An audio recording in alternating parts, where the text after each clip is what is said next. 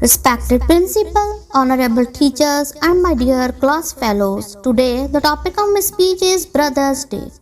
Dear audience, observed every year on May 24th, Brothers' Day honors the brothers in our lives. Whether we have one or many, our brothers hold a special place in our heart. Even if for those who don't have brothers, someone in their life is usually like a brother to them.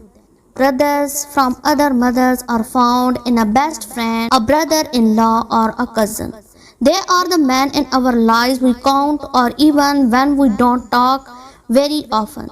We share memories, challenges that frequently begin with the phrase, "Watch this," soon followed by a few stitches. While minding their own business, they are also prepared to step in with necessity.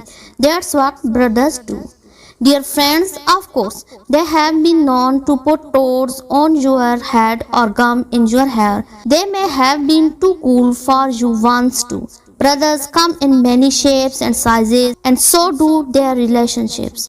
Whatever yours is, take the time to celebrate your brother on Brothers' Day. Dear students, enjoy time with brothers and reminisce. Find time for new brothers, siblings to spend more fun, enjoyable time together.